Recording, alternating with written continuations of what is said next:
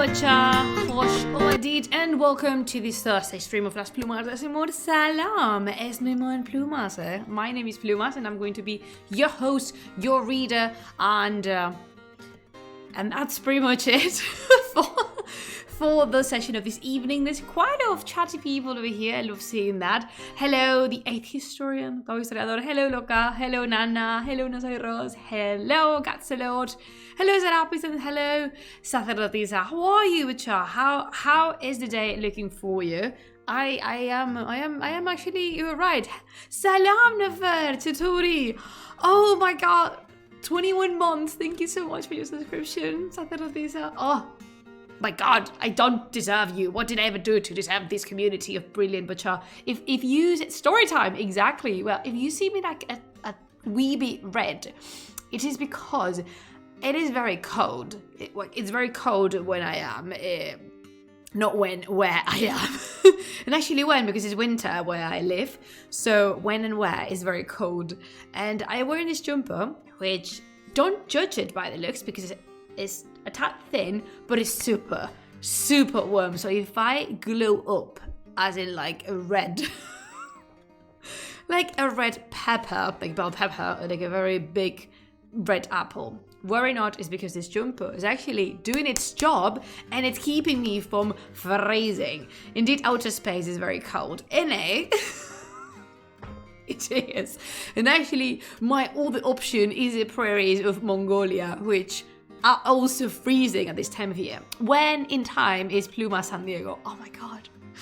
I want a Pluma San Diego thingy. Although if I was to start a series, like even if I play mini streams called Where on Earth or Where on Time is Pluma. Oh, actually, that's a very good one. Where on Time. So we can go to different time periods and we can talk about them. Wow. Oh my god. Oh my god. That is a brilliant idea. Oh no, now it's in my brain. Oh my god, the seed is planted. And I can feel the roots starting to creep out and reaching the surface. Oh my dear lord, what have you done, Nosotros? Your magic is performing again. I'm actually, wait for a second, wait. Wouldn't that be like a tad cool? I'm saying tad a lot. I've been hanging out with a friend that uses that word commonly, and I just stick to that like gum because I am a copycat. And wouldn't that be like super cool? Although that would require a bunch of effort, so possibly I will offer that at least first to my patrons, and then we can move on to like general public. I like it. When in time is Pluma San Diego. I need an artist to make the Pluma San Diego logo. Chi! I need Chi again. So if you're new to, I know many of you are quite new to these projects, so let me tell you that Chi is the artist that designed these beautiful overlay and also the screens that you see at the beginning and at the end of my streams, and I'm super grateful for them. And she's a brilliant artist that I always recommend working with because I cannot stretch enough. Not stress. I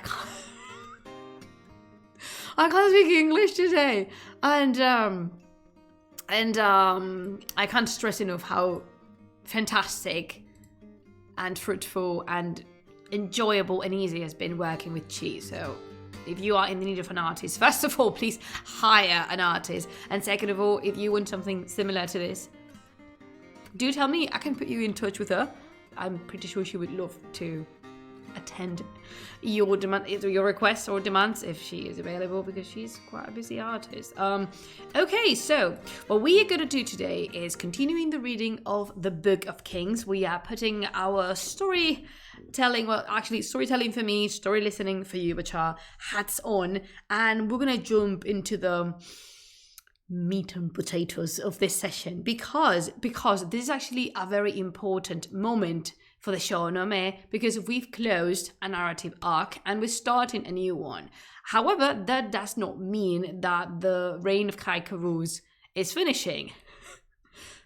Quite the opposite, actually, because he's here to stay. We have a saying in Spain that more or less, and salvaging the distances, it says that you cannot kill a bad herb, like a bush or something, like a wild herb that just grows willingly and widely, whatever.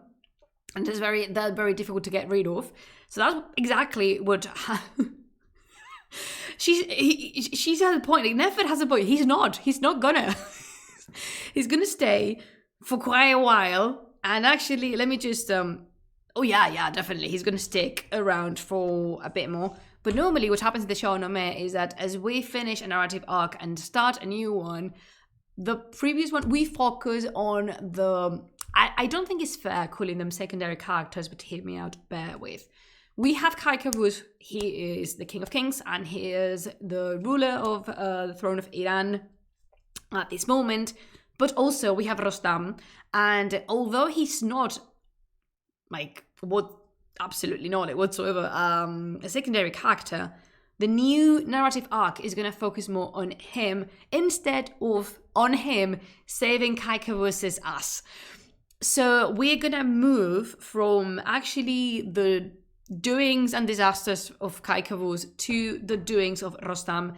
And the tale was starting. I am warning you, pick up a good Kleenex box. You would need a box of tissues because the road promises to be very rocky ahead of us. And it's going to be an emotional roller coaster. But when this book is not an emotional roller coaster, that I inquire to myself. That is awful. We are moving away from the cabusadas, at least for a bit. At least for a bit, we are going to move away from the cabusing. And we're going to leave him, I don't know, sleeping in his palace or like... don't know what he does. It's not relevant. That's the point. So we're going to start the new arc with something quite upsetting, actually, which is Rostam losing Rakhsh. And I want to know if there is any fans of Avatar: The Last Airbender here on my chat, because I want you to evoke the feelings you had when you watched the series for the first time and you came across the episode where Aang loses Appa. How heartbreaking and soul-ripping was that episode of actually these two best friends being separated and Aang mopping and weeping around trying to look for his flying bison. So basically what happens in here... but the Never-Ending Story was a much more terrible one because the horse actually died, which, by the way, that is one of my deepest childhood traumas ever. Like, you know, if you, it's not it's considered a spoiler. It's not anymore. I mean, it's been like ages since the Never-Ending Story was released. But the horse of Atreyu actually dies, and that's awful. So maybe Kaikavuz is in his palace searching for his common sense. You know what? Let's manifest that. 2023 is a year of manifesting, so we're going to manifest that that's what we want Kaikavuz to be doing for the whole time he has left on this book. So, yeah, we're going to start with Rostam misplacing Rakhsh and losing him, which is super important for the story. And actually, I am super, super, super excited because in this part, I'm going to introduce you to two of my favorite characters of the Shāh-nāmeh, and they're both women. The lionesses are coming. All right, so let's just, without further ado, let's get into the reading, shall we? By the way, there's no tea today because I drank a lot and I need to give my stomach a rest. Okay. At dawn one day, Rostam decided to go hunting to drive away the sadness he felt in his heart. I don't know, sorry for the digression, but I don't know if you watched the BBC series on Merlin. Brilliant cast, not so good production, but I really like it. And there's this part where Arthur also goes hunting to, drive the sadness away. And then Morgana has this brilliant line that says, because killing things meant a broken heart. As in, in a very sassy, passive-aggressive way. And then Arthur replies with, no, but it is good fun. So I just wanted to say that because whenever I read these parts, I always, I remember that sentence and it's super fun to me. Okay, so Rostam goes hunting. Filling his quiver with arrows, he set off for the border with Turan, and when he arrived in the marshes, he saw a plain filled with wild asses, which is such a fun thing to say in English. This is not as fun in Spanish, but, to calm down the 6 to 13-year-old mindset, mine included, in the room, a wild ass is basically a wild donkey. Is a predecessor for the horse. And exactly, so many wild asses in this story. And if you have visited the British Museum and if you have seen the reliefs of the palace from Nineveh, Sorani Pal's palace, you would have seen many scenes of hunting that involve these animals, these equids. And they were incredibly common, like super common in the Iranian plateau for a very long time. Unfortunately, now they are extinct because they either became domesticated or because people hunt them down. So,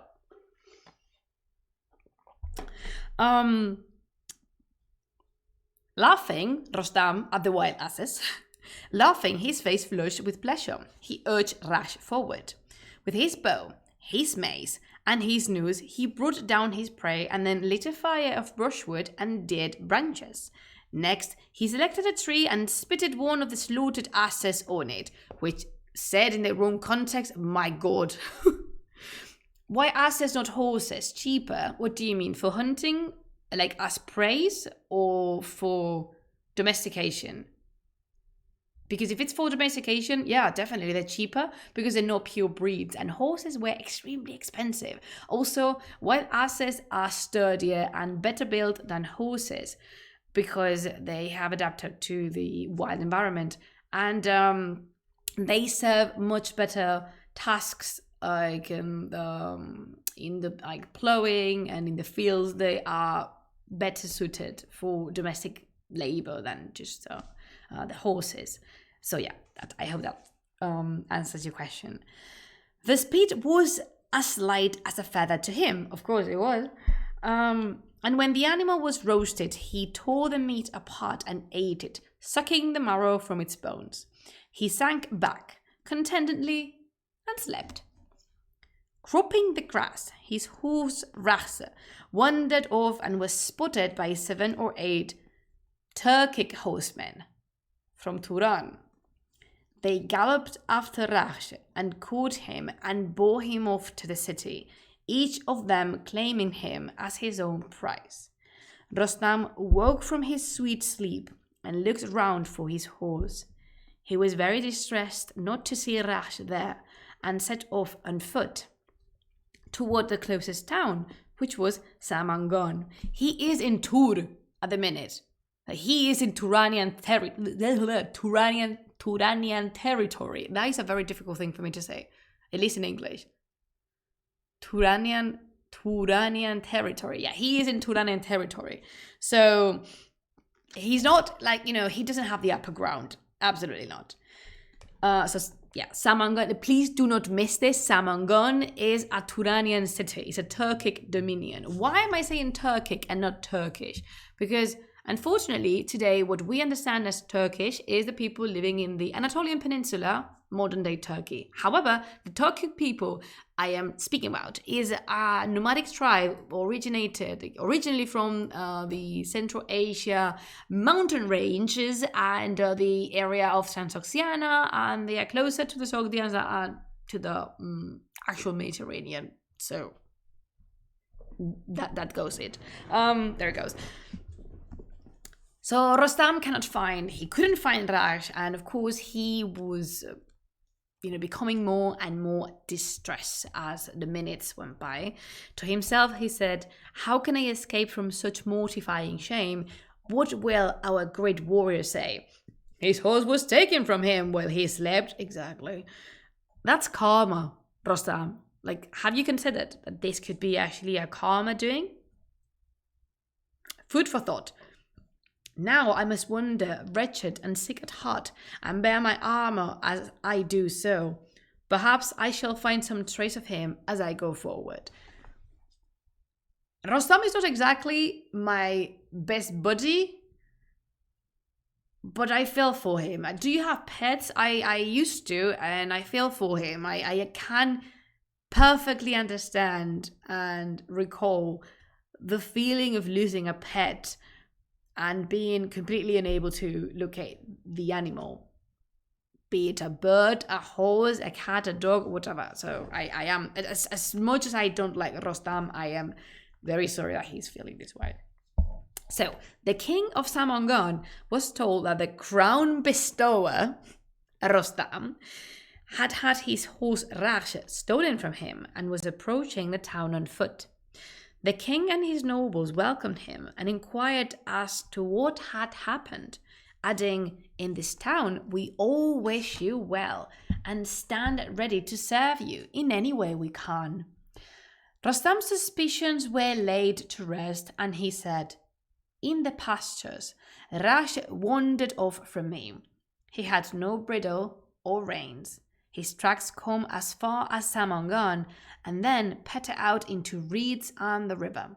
If you can find him, I shall be grateful, but if he remains lost to me, some of your nobility will lose their heads."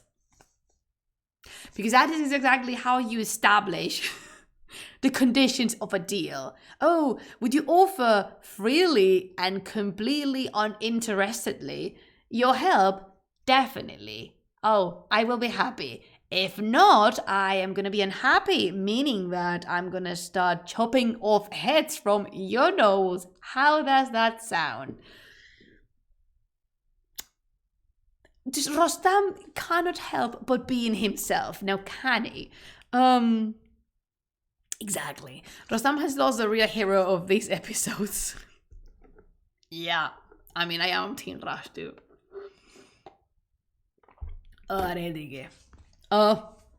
Azizam. You see, if I was a proper Persian speaker, this is one of the situations where you use Azizam in such a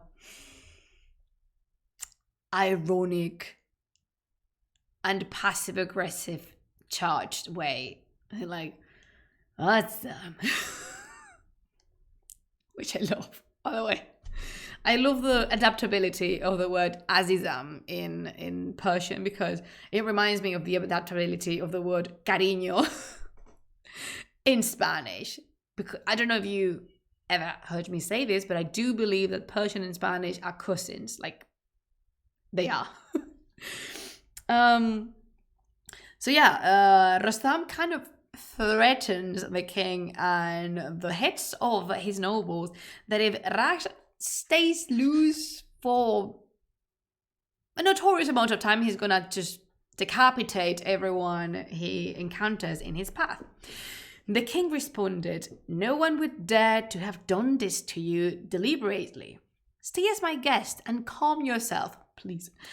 Tonight we can drink and rejoice and drown our worries with wine. Raksh is such a well-renowned horse, he will not stay lost for long." Mollified by his words, Rostam agreed to stay as the king's guest. Because who is going to say no to free... That was my Spanish self-speaking. So, who's going to say no to free fuel and free grub? Not me. Rostam agreed to stay as the king's guest. He was given a chamber in the palace and the king himself waited on him. The chieftains of the army and the city's nobility were summoned to the feast. Stewards brought wine and dark-eyed, rosy-cheeked girls sought to calm Rostam's fretfulness with their music. So, like, the king is bringing out the artillery thinking, please, somebody soothe these beasts, like lull it to sleep because we are in danger of dying in here. After a while, Rostam became drunk and felt that the time to sleep had come. His chamber had been sweetened with a sense of musk and rosewater. Abegol. I actually don't like abegol. Too much, too sweet for me. But like musk. In small doses though. And he retired there for the night. And boy, we are getting there.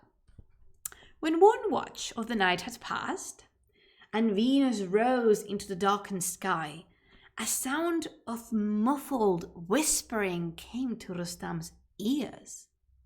Gently, his chamber door was pushed open.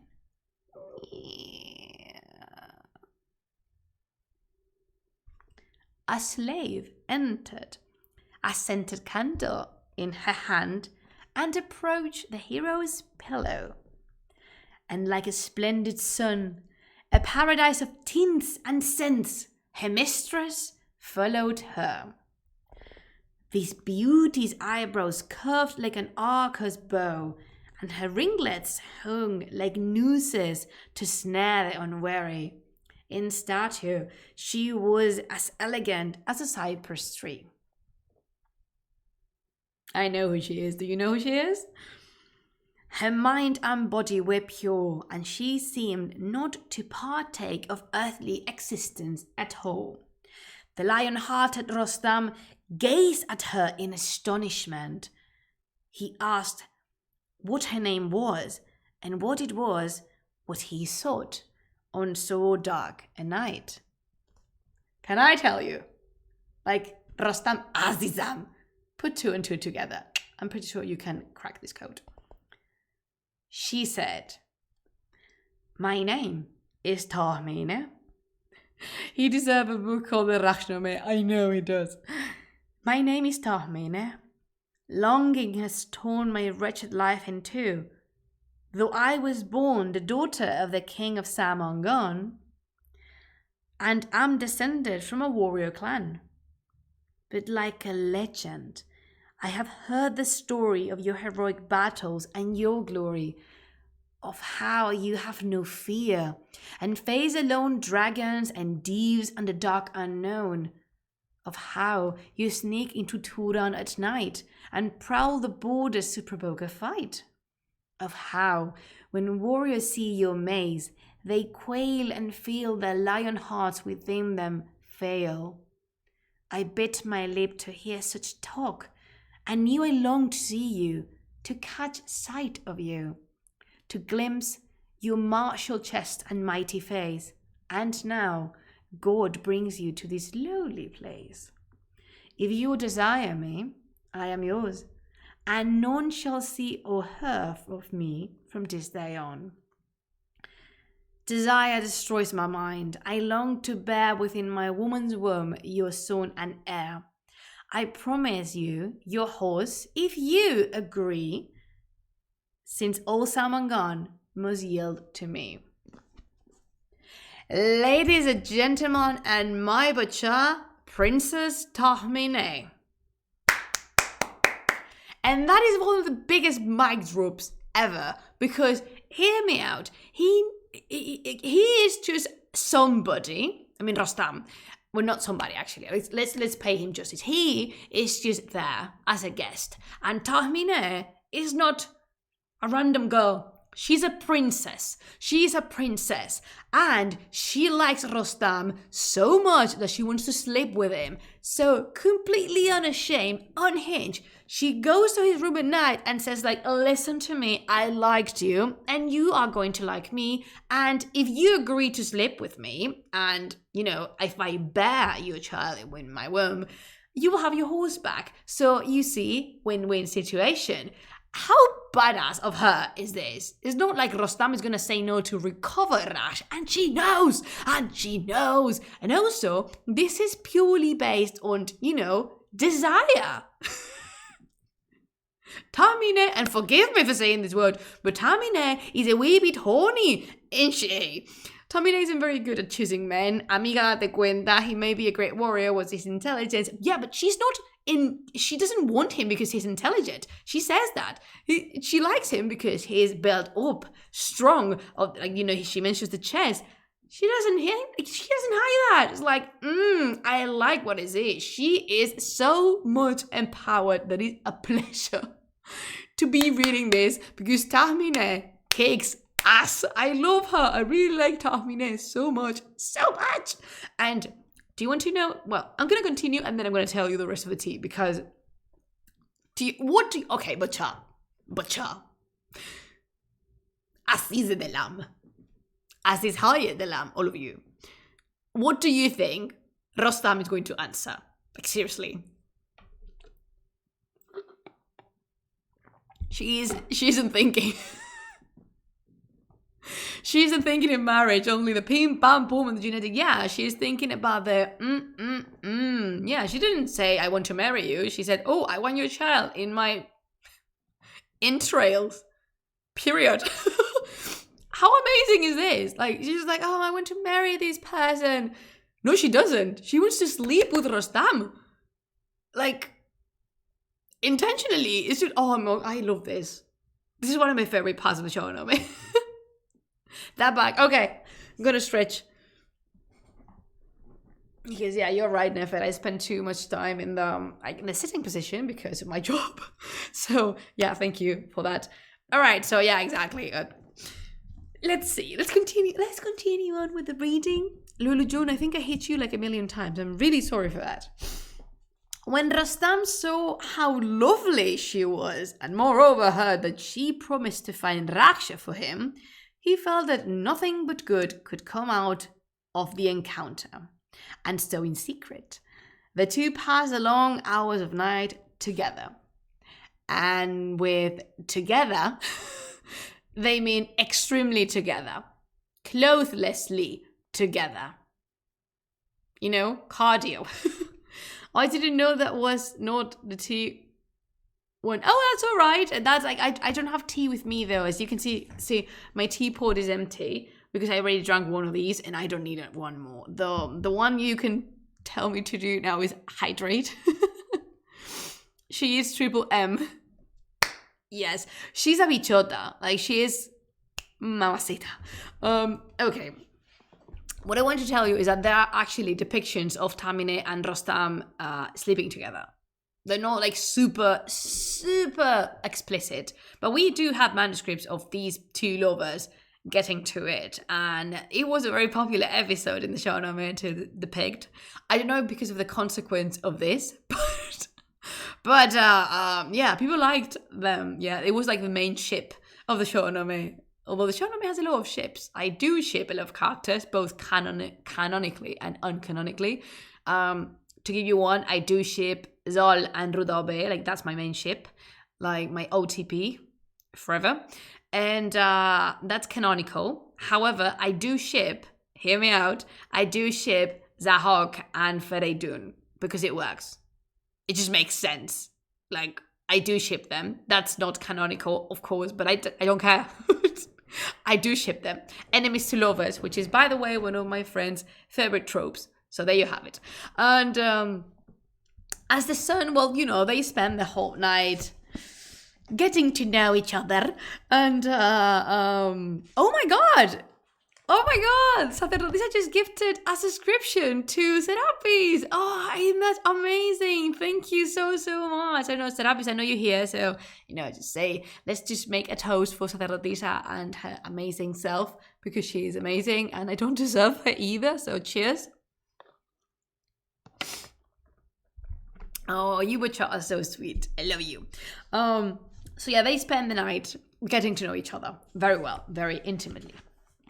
As the sun cast its news in the eastern sky, Rostam gave Tahmine a clasp which he wore on his upper arm and said to her, is the Shāh-nāmeh pretty much a book of pre-Islamic history? Not pre-Islamic in the sense of narrating the events prior to the arrival of Islam? Definitely it is. However, the Shāh-nāmeh was written by a Muslim person who was Ferdowsi, so the Islamic element, like the Islamic belief, is everywhere. They don't say Ahura Mazda, they address God, and they do believe in God as the entity that Islam refers to. So it's not Islamic in the historical sense. I mean, the Shāh-nāmeh is not a historical book, it's a semi-historical, but yeah, I mean, Islam is constantly present. The Ahriman is there too, and Iblis is really fun because the God, Ahura Mazda, Iblis and Ahriman coexist, and that is, to me, is impressive. But mostly, that is something, that's actually a very good question. Deft skills. By the way, hello, I don't think I've seen you here before. You're more than welcome to stay. But that is something we should not lose from sight. The Shāh-nāmeh is a book written in a Muslim context by a Muslim person for a Muslim audience. And that affects the book. I mean, we cannot The saying we should not and we mustn't take out the Islamic element from Sufi poetry, such as Rumi and the horrible translations by Coleman. We should not take the Islamic element out of the Shāh-nāmeh because we would be missing out. We would not be understanding the book in its whole circumstances. So thank you for bringing that one up because it's always very good to remember. What was I saying? Oh yeah. This is important because it is important. So let me read that one again. As the sun cast its nose in the eastern sky, Rostam gave Tahmineh a clasp which he wore on his upper arm and said to her, "Take these, and if you should bear a daughter, braid her hair about it as an omen of good fortune. But if the heavens give you a son, have him wear it on his upper arm as a sign of who his father is. He'll be a boy like Sam, the son of Nahriman. Azizam, if you want a son like Sam, you are missing the target. You should be wanting a son like your father, like Zal, not like Sam. Anyway, noble and chivalrous, one who'll bring down eagles from their cloudy heights, a man on whom the sun will not shine harshly." This is something I like from this part. I think it's a very tender and sweet situation. Team Zal always, like, I am, if I am anything from the Shāh-nāmeh, if I have to take one team out of the Shāh-nāmeh, I am Team Simurgh. I mean, she started everything, but definitely I am a sucker for Zal and everything related to him. What I wanted to tell you is that Rostam, again, we were talking, this is very convenient actually, we were talking about the circumstances of the book and how we should not lose from sight the context in which the Shāh-nāmeh was created. I'm saying this because the Shāh-nāmeh was created in an 11th century society where women and men were not equal. Like, absolutely not. Not even the slightest. Yet, the Shāh-nāmeh puts, in the words of Rostam, a dedication to his future child, be it a man or a woman. And I like that he mentioned his daughter, like the clasp, the bracelet Rostam is giving to Tahmineh has a lot of significance. And for the daughter, he wants her to have it either way. I mean, for sure, he wants the son to be the one, bearing it, in the upper part of his arm. Yet, if it results to be a daughter, he also wants her to have it and to have it at sight. I mean, she is instructed to braid her hair about the clasp. So this means Rostam is not ashamed of, admitting that he has a daughter. It will be very different because it will be very, very different for her because we beat, spoiler alert, and I'm saying we beat because in 2 sentences we're going to find out, but Rostam is going to be the dad of a son, of one of the most famous sons of literature, if I'm allowed to say that. Then the king came to Rostam and asked how he had slept and brought news that Raksha had been found. Rostam rushed out and stroked and petted his horse. I always imagine this with like a super heartwarming moment because, again, I used to have pets and I know what pets mean. And Raksha is way more than just a pet. He is a companion, he is a friend, he is an equal actually. He saddled him and rode on his way, content with the king's hospitality and to have found his horse again. So that he is a true hero. Yes, he is. He is the actual hero of Rostam's narrative arc.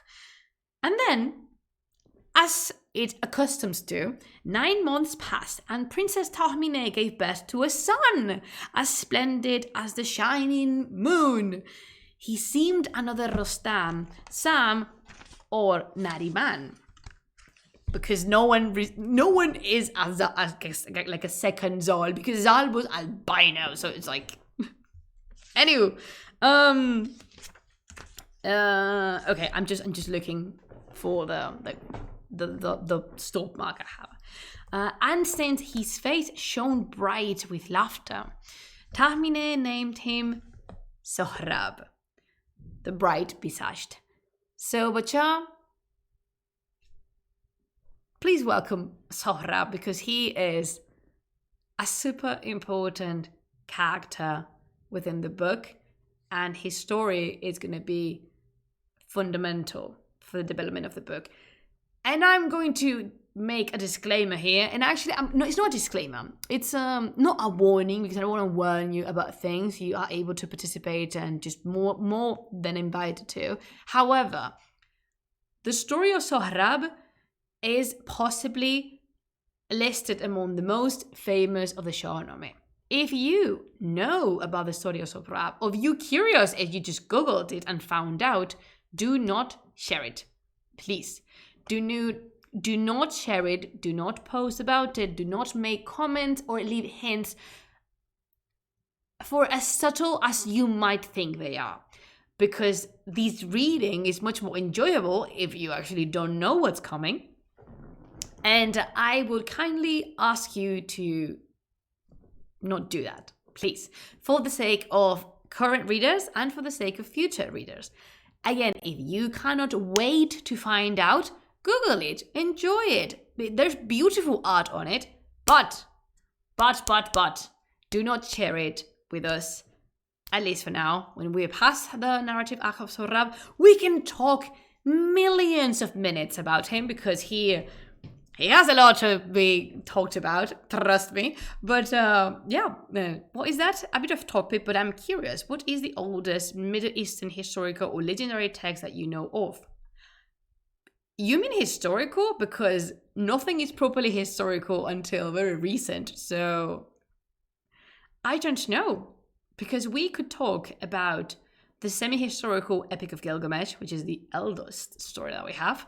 But we could speak about the Shāh-nāmeh, and we can speak about the Panchatantra and the Mahabharata.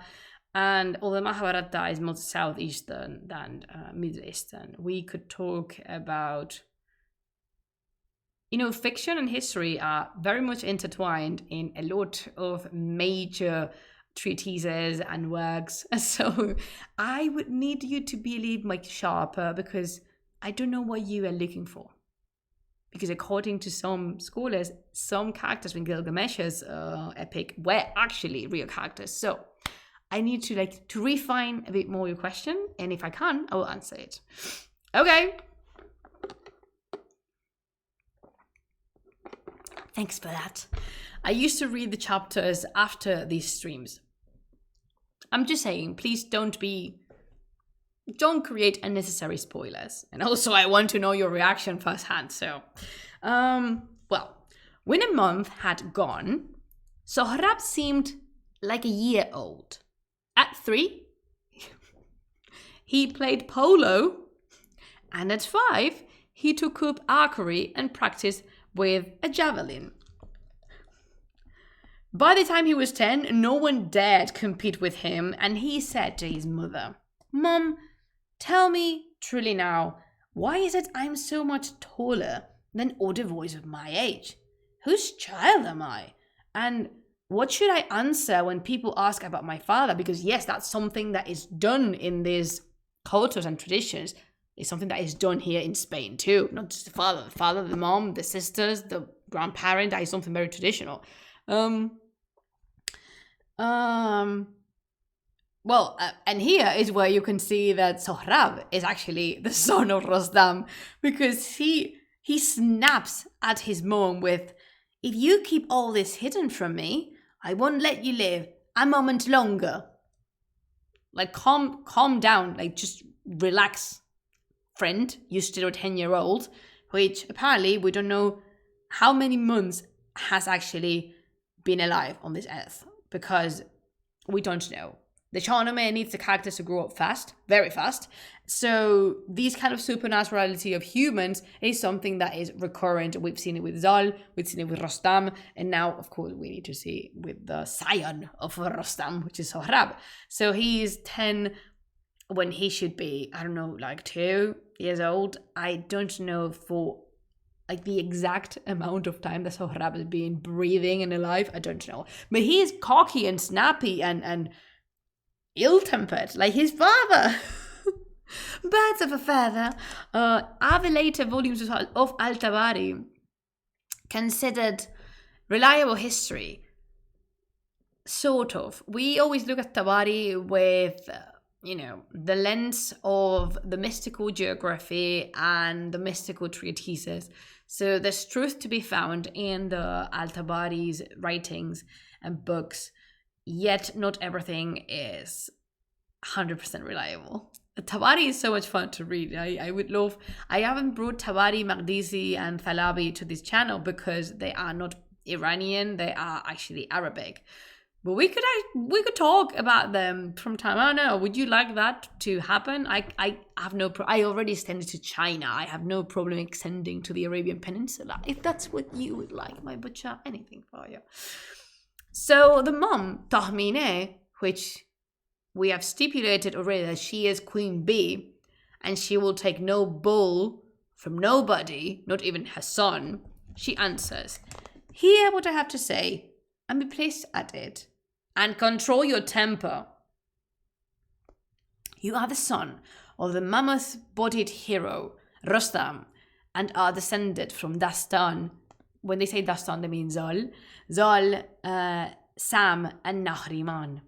I'm really glad that Shāh-nāmeh remembered that Zal exists. Like, very glad. This is why your head reaches to the heavens, since the Creator made this world. There never has been such a knight as Rostam.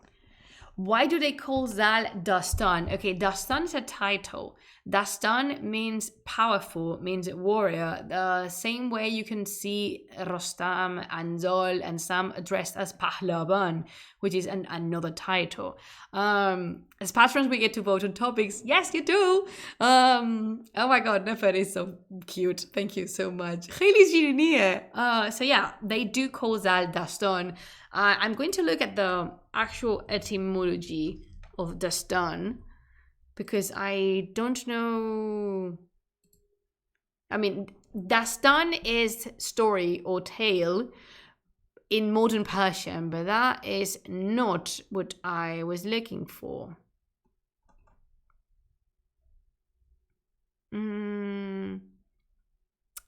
Yeah, it is a title, like, for sure. Shāh-nāmeh, there we go.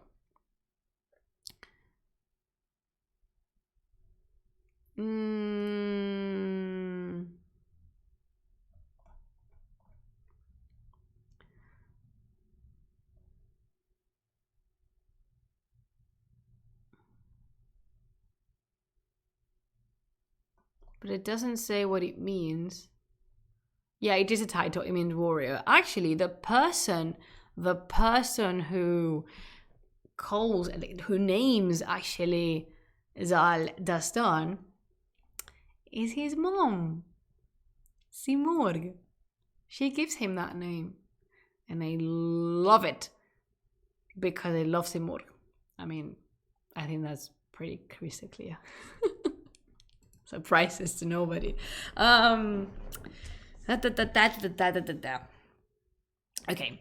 Secretly, Shāh-nāmeh showed him a letter. Simurg, the best character in the story, definitely. Thank you, Gatsalot. I also think that you are more than welcome to have your own favorites. I know, for example, that, correct me if I'm wrong, but I think Noceros's favorite character is Feridun. I think I would put my hand on fire to yeah, it is Feridun. Which is an amazing character. Yeah, in my scale of favoritismness, it would be my top 3, definitely would be Rostam, not Rostam, I was thinking of Rostam's dad, Zal, Simurg, and then Zahok. A lot of people tell me I'm wrong.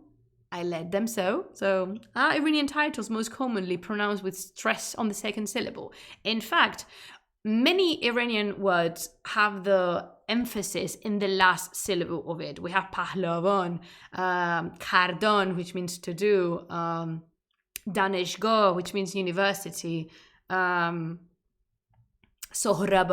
which is the name of an Iranian philosopher. So you can see mostly the emphasis is put in the last syllable of the word. In Spanish, we call that acute, agudo, because we are creative. I roll my R's a bit like super often in the channel, but because I like it. I really like being able to roll my R's. I don't know what I would do without that trait. That's part of my personality. Satrap. I don't know the original Persian for satrap. Let me see. Not the English word. It's from Old Iranian khusastropa. There you have it, khusastropa. Ta-da! And then we have khusathapaban, which means protector of the province. But that's not Median, that is Old Persian. And as always, Greece came along and there was, and in modern Persian it is Saharban. So yep, there you have it. Let's go back to the book because I digress like a lot, but I love talking with you, and I really like when you're talkative, but you make me feel much better. Okay, so Tahmineh has just dropped the big T. Like spilled everything on the table. You are the son of Rostam. And then, Damavand. Damavand is a beautiful word. Which is the name of the highest peak in Iran. It's a sleeping volcano. Wee bit taller than 5,000 meters. And I've seen it from afar. And it's beautiful. Tahmineh tells Sohrab that his father is Rostam, and secretly she showed him a letter that Rostam had sent, together with 3 rubies set in gold. Then she said, Afrasiab, do you remember Afrasiab? Do you remember the psycho that is Afrasiab? Because I certainly do.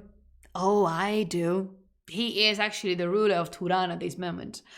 Afrasiab must know nothing of this, and if Rostam hears of how you've grown, he'll summon you to his side and break your mother's heart. Why is he still alive? Because it's really hard to kill. That's the only explanation I have for you, Gatsalot. He's really genuinely hard to kill. Sohrab answered, this is not something to be kept secret. The world's chieftains tell tales of Rostam's prowess. Listen, I want you to listen to this boy speaking. 10-year-old boy speaking. Please do pay attention.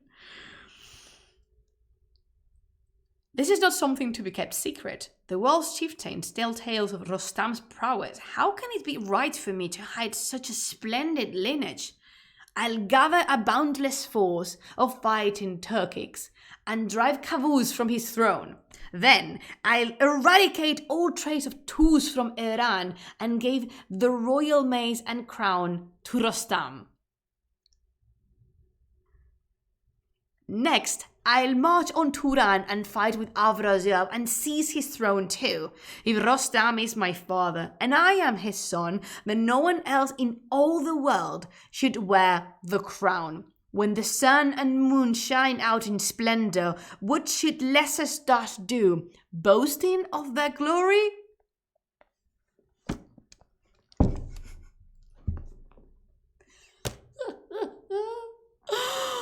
My God, he's only 10. Yep, that's definitely going to be a problematic child. Definitely.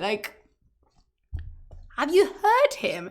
He wants to first march to Iran, eliminate Kai Kavuz, and sit his father Rostam on the throne of the King of Kings.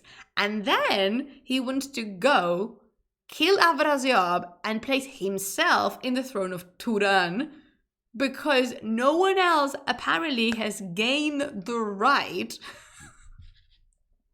to rule while Rostam and Sohrab exist simultaneously on this planet. Sounds like Kai Kavuz's son. You know what? Kai Kavuz's could be his son, because if we know something about Rostam, that he is very humble. In the aspect that he's not ambitious. He never wanted to sit in the King of Kings throne, ever. That is nothing what he wanted. But now Sohrab apparently is like, Dad, you have zero idea what you want. Let me handle this. So, and that's why you shouldn't have children with Rostam. Yeah, I mean, I don't think anyone could have foreseen. Actually, yeah. If Tahmine had cared a bit to get to know Rostam and not just be guided and actually blinded by the bod, possibly she's an intelligent woman. She would have put the pieces together and reckon, perhaps I don't want a kid with this person. Can you imagine how the daughter could have turned out to be? Amazing. He protected the power-hungry Caboose. Whatever school he's being sent to, I know some people who would be very interested in sending the children. Oh, this is brilliant. Okay, so he does, and people follow him, which is super convenient for other people. Because Afrasiab, of course, was told that Sohrab had launched his boat upon the water. How old is he at this point? For the sake of future events, we're going to say that he's in his teens, all right? I'm going to say that he is around 17, because if not, what happens next has bloody nonsense, like zero, is nonsensical. It is absolutely out of this world. So he's 17, okay? He's grown, the months have passed. It takes a lot to muster an army, so he's now looking and thinking the age of 17.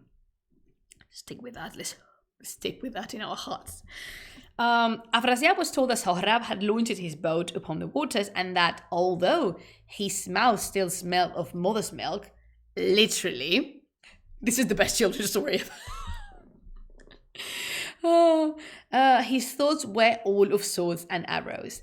The informants said that he was threatening war against Kaikavuz, that a mighty force had flocked to him, and that in his self-confidence, he took no account of anyone. So this is something also relevant for the plot, which is that it doesn't really matter that Sohrab is so convinced he can do what he's just proposed to do, but he is still a subject of Afrasiab, who is the ruler of Turan. He has not consulted with Afrasiab, mobilizing an army to take over Kavuz's throne, and Afrasiab has learned this by, secondary sources, as we like to say in history. So it's just like it shows you how cocky this kid is, and how, what's the opposite of humble?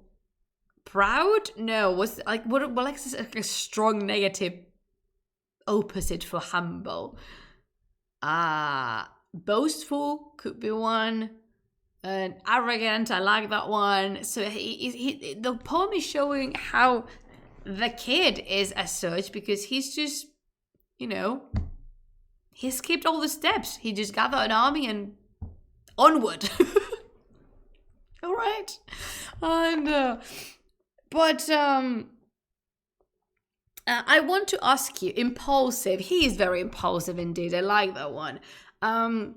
What do you think Afrasiab's reaction is going to be to learning of Sohrab's behavior?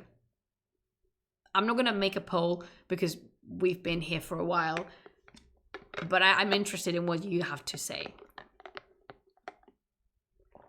And those of you who know, you know the drill. Keep it to yourself. Passionate and dedicated according to modern university admissions recruiting materials.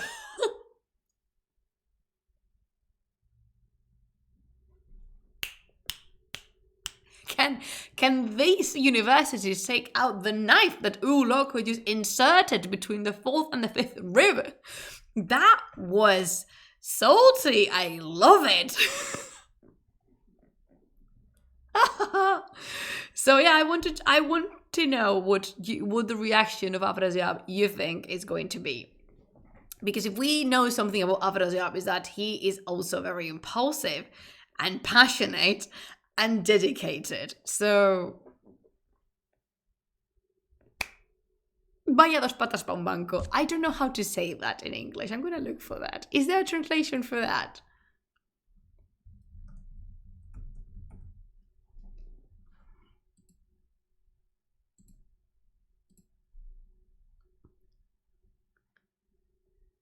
No, apparently there's not. No, apparently there's not. I think the bloodthirsty one will... Bam, yeah, I know. Uloko is taking no prisoners. Okay, I'll tell you. I read to you what he does. When learning this, Afrasiab laughed with delight. Like, I can hear him maniacally laughing. Like the psychopath he is. He chose 12,000 warriors, placed them under the command of Barman and Human, which are two other Turanian warriors, and addressed these two chieftains in secret. He calls Barman and Human and tells them, "The secret must remain hidden. When these two face each other on the battlefield, Rostam will surely be at disadvantage. The father must not know his son, because he will try to win him over. But, knowing nothing, the ancient warrior filled with years will be slain by our young lion. Later you can deal with Sohrab and dispatch him to his endless sleep." My God. Afrasiab sent the two to Sohrab, and he entrusted them with a letter encouraging the young warrior in his ambitions and promising support.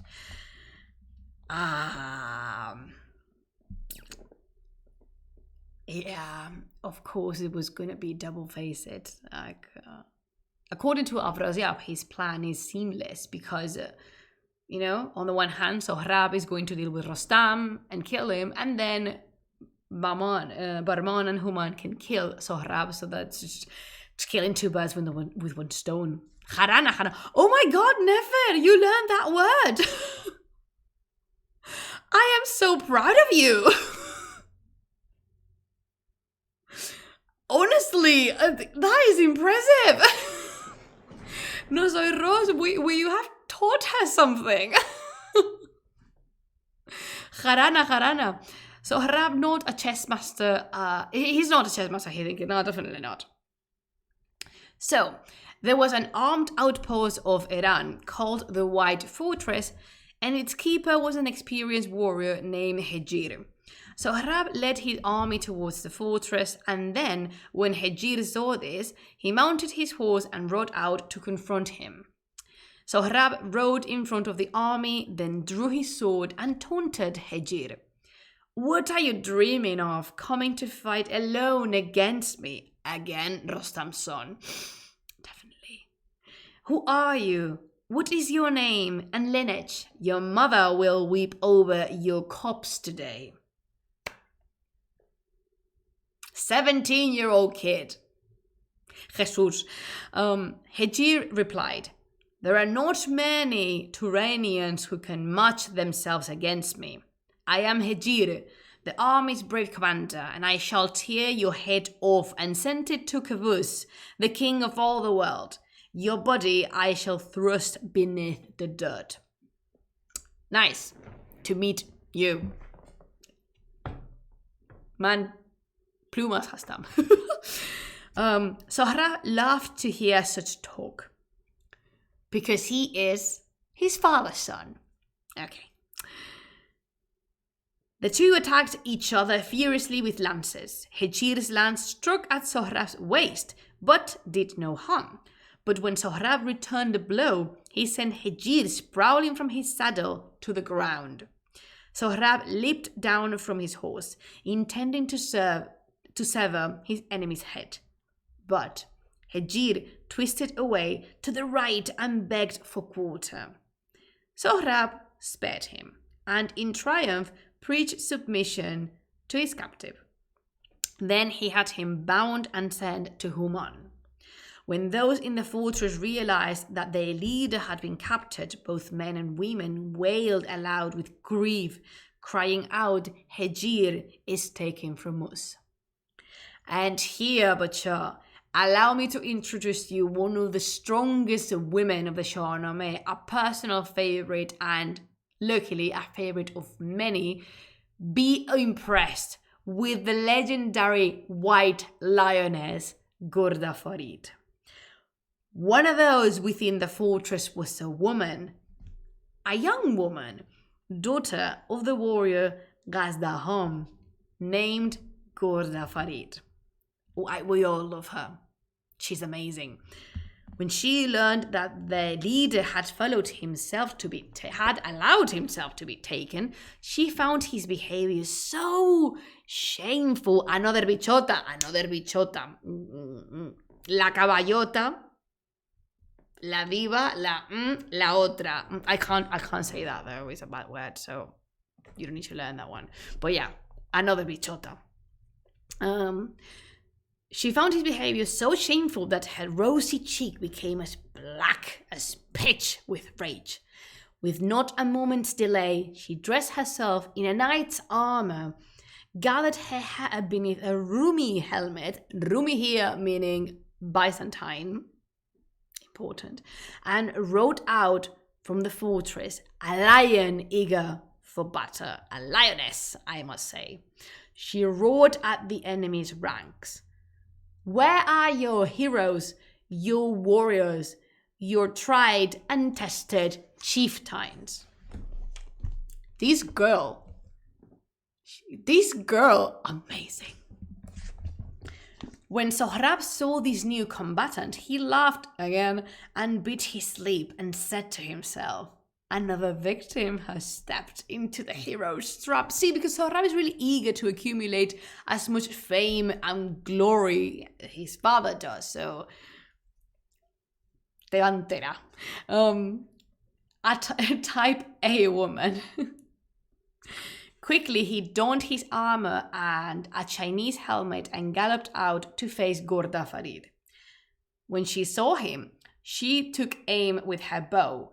No bird could escape her well-aimed arrows, and let loose a hail of arrows, weaving to left and right like an experienced horseman as she did so. So this is amazing because it's actually telling you how the light cavalry, in this case she is wearing armor, so they'll classify as heavy cavalry, but the light cavalry used to move as such. This is a tactic of the light cavalry, and it is incredible, and we love it because we love horses in this project. So it is really difficult to shoot from a horse, and yet nobody can escape. Ghorda Farid, amazing aim. Like the perfect one. Shame urged Sohrab forward, because, he was losing. His shield held before his head to deflect her arrows. Seeing him approach, Ghorda Farid laid aside her bow and snatched up a lance, and as her horse reared towards the clouds, she hurled it at her opponent. Sohrab wheeled around and his lance struck Ghorda Farid in the waist.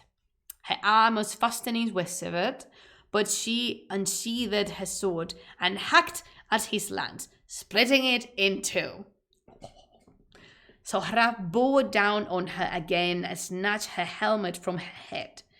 Her hair streamed out and her face shone like an splendid sun.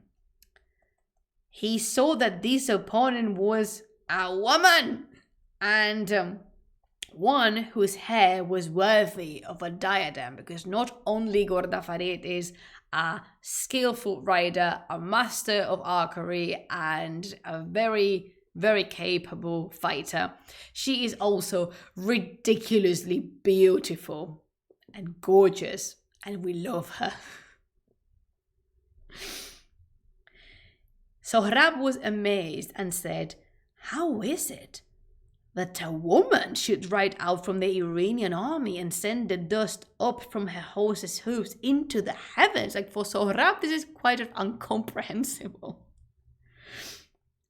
He unhitched his lariat from the saddle and flung it, catching Ghorda Farid by the waist, and then said, "Don't try to escape from me. Now, my beauty, what do you mean by coming out to fight?" I always cringe a little bit, but I don't know. Do we ever see women warriors who aren't beautiful? Fantastic thing to say, Eulogo. So he calls her my beauty. Ay, Jesus. Gorda Farid, though, because she is as beautiful as she is intelligent, saw that she could only get away by a ruse of some kind. And showing her face to him, she said, "Oh, lion-hearted warrior, 2 armies are watching us, and if I let them see my face and hair, your troops will be very amused by the notion of your fighting with a mere girl. I love her. We'd better draw aside somewhere. That's what a wise man would do, so that you won't be a laughing stock before these 2 armies. Now our army, our wealth, our fortress, and the fortress's commander will all be in your hands to do with as you wish. I'll hand them over to you, so there's no need for you to pursue this war any further." Yeah, secret weapon, feminine wiles. I would say secret weapon, taking advantage of fragile masculinity, because what she said has a very powerful impact on Sohrab. And you don't want your friends, your subordinates, to laugh at you now, do you? I will think about it. Give it a thought. Oh, I love her. As she spoke, her shining teeth and bright red lips and heavenly face were like paradise to Sohrab. Es que es más lista. We love her. We do. She's smart. She's talented. She's gorgeous. So much love. It hurts. She's like being playful with hair, and she's all smiles and kind of like, tilting her head like the Persians do when they dance and they're flirting. No gardener ever grew so straight and tall, a cypress as she seemed to be. Her eyes were liquid as a deer's, her brows were 2 bent bows. You'd say her body was a bud about to blossom. And of course, Sohrab falls for it. Sohrab said, "Don't go back on your word. You've seen me on the battlefield. Don't you think you'll be safe from me once you're behind the fortress walls again? They don't reach higher than the clouds, and my maids will bring them down if need be." Gorda Farid turned at her horse's reins and wheeled round towards the fortress. Sohrab beside her rode to the gates, which opened and let in the weary, wounded woman warrior. And then the defenders closed the gate. Sohrab allowed Gorda Farid to blossom with arrows. Oh, war! Yeah. So Sohrab allowed Gorda Farid to go back inside the fortress, and then the gates closed. And young and old alike wept for Gorda Farid and Hejir. They said, "Oh, brave lioness, we all grieve for you. But you fought well, and your ruse worked, and you brought no shame on your people." And then Gorda Farid, being the queen she is, she laughed it off. She laughed long and heartily and climbed up on the fortress walls and looked out over the army of the Turanians.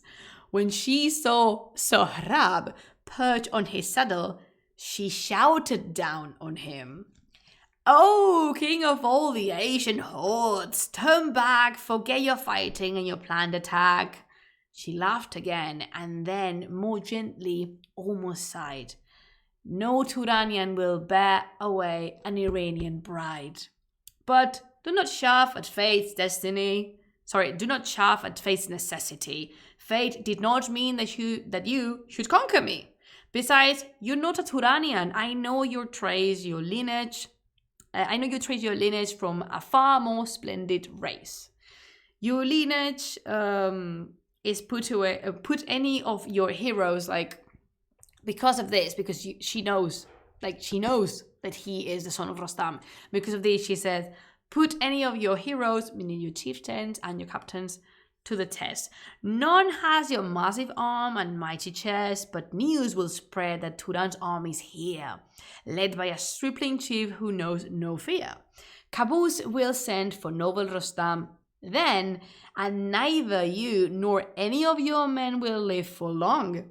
I shall be sad to see this lion destroy you here. Turn now and flee. Don't trust your strength. Strength will not save your life. The fatted calf knows nothing of the knife. Ladies and gentlemen, butcher of the world, Ghorda Farid. I love her so much. Hearing her, Sohrab felt like a fool, like an utter idiot. Realizing how easily he could have taken the fortress, but he didn't because because he's a dummy. He plundered the surrounding settlement and sulkily said, "It's too late for battle now. But when dawn comes, I'll raise this fortress's walls, and its inhabitants will know the meaning of defeat." But that night, Gazdaham, Ghorda Farid's aged father, sent a letter to Qaboos telling him of Sohrab's prowess. And secretly, before dawn, most of the Iranian troops evacuated the fortress, traveling towards Iran and safety. When the sun rose above the mountains, the Turanians prepared to fight. Sohrab mounted his horse, couched his lance, and advanced on the fortress. But as his men reached the walls, they saw very few defenders. The brave defenders that stayed back so others could escape. So I just cheer on the name of these brave warriors. They pushed open the gates and saw, within no preparations for battle, like literally nobody's there, a struggle of soldiers came forward, begging for quarter. And this, Bachar, is where we're going to put our bookmark that you can't see because it's green. But here is where we're going to stop for the session. And do not fret, because within 2 weeks we'll have another one, hopefully. And yeah, this is as far as it's going to go for today. Thank you so much for coming, and thank you for accompanying me into the amazing world of the Book of Kings. And it's been of my utmost pleasure being able to introduce you to the lionesses that truthfully are Shāh-nāmeh and Ghorda Farid. If I was to pick one, I would pick Ghorda Farid, but because I love horses and she does too. But Shāh-nāmeh is like, oh my god. She's everything. I like her so much. So yeah, that's everything we're gonna see for today. I want to thank my patrons because of their patience and because of their love, because it's the support they give me. They're amazing. If you want to help a little bit, pitch in to help the project develop, we have a Patreon account, patreon.com/plumas. And actually, sorry, I'm gonna actually put like that on the chat. And no, wrong, like typo. I type it wrongly. It's links, not link. There you go. You can go to the link tree and find out what you like. We also have a Discord server, and we also have a Telegram channel. Is it that what you say? The Telegram channel? I don't know. I am everywhere, almost everywhere, because I don't like social media that much. But I'm very active on Discord, and we share a lot of beautiful things. And in fact, in Discord, I have an amazing illustration of Ghorda Farid for women's sign, which is incredible, and I love it. And so yeah, thank you so much for joining. Thank you so much for your support, the one you give today, tomorrow, and forever. I am delighted to be able to read the Book of Kings, because I'm never gonna get tired of saying this. This is the reason I opened a Twitch channel, so I could have a space where I could read to you the Book of Kings, and it's an amazing feeling, and I never grow tired of that. So, Butcher, thank you so much for accompanying me. If you'd like to join us for further, if you'd like to read more about the Book of Kings, not to read, to listen me ramble about the Book of Kings yet a bit more, you can find all the videos here on Twitch or on YouTube. And yeah, and all the links are down there, and the drill. Thank you for sharing this reading with us. Thanks to you, Serapis. Thank you so much. And Butcher, I must bid to you farewell now.